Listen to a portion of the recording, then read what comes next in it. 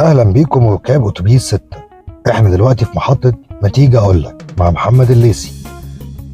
ما تيجي اقول لك في المحطة دي شوية حاجات عدت قدام عيني، شوية تجارب قابلتها في حياتي، يعني هنعتبرها مثلا تبادل خبرات بيننا وبين بعض. استنوني بعد الفاصل ونشوف هنقول ايه النهارده.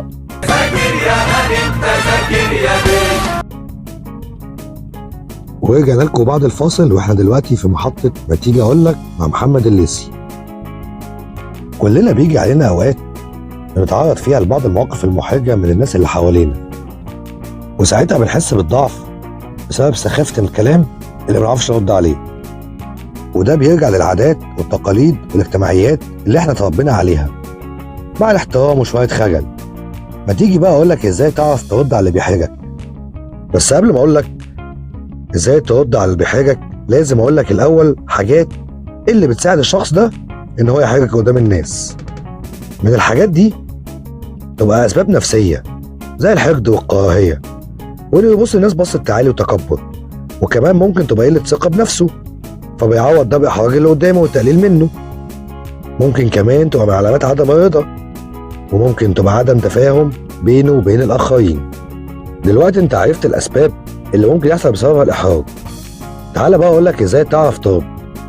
اول حاجه هتعملها ودي مهمه جدا، تاخد نفس عميق وبكل ثقه وهدوء وثبات تقول له عايز توصل بايه من احراجي. لما تاخد بنفس العميق وثقتك وهدوءك وثباتك زي ما انت ثباتك النفسي كده متزن ولا اتهزيت، هنا بقى هو فهم انك عرفت ان هو عايز يحرجك، وبسبب ثقتك وهدوءك هيخلوه هو اللي يتهز. علشان زي ما احنا قلنا الاسباب اللي بتخلي البني ادم ده يحرج اللي حواليه ان هو ضعيف الشخصيه. لو اللي احرجك تراجع بقى عن الموضوع هيبقى كده كويس، وبكده انت عارف توقفه عند حده. لكن بقى لو استمر في احراجك بكل هدوء ترد عليه بنبره حاده وتراجعه في كلامه بشكل مباشر، وتعرفه كمان انك مش هتسمح لاي حد يعمل كده، وتعرفه انه لازم يعتذر. طبعا هأكد عليك كل ده وانت محافظ على هدوءك وثقتك بنفسك.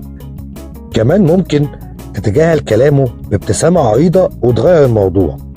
هيجي حد هنا يقول لي يعني انا واحد جاي يحرجني ابتسم له وغير الموضوع؟ اقول له اه. وهنا بقى تعالى اقول لك ليه تبتسم له. احب اقول لك ان الابتسامة هنا تدل على عدم اهتمامك لكلامه، وانك بتاخد كلامه على شكل هزلي. كمان الابتسامة بتعمل على تهدئة اعصابك، وكمان بتهدي الامور اللي ممكن يحصل فيها شد وجذب. هنا بقى قبل ما انهي حلقتي احب اقول لك كلمتين. اي شخص بيسبب لك مضايقة او بيسيء معاملتك او بيسبب لك مشاكل باي اسلوب حتى لو بحاجة بسيطة ما يستاهلش انك تعرفه او حتى يبقى في دايرة تعاملاتك اصلا. كان معكم محمد الليثي في برنامج ما تيجي اقول لك.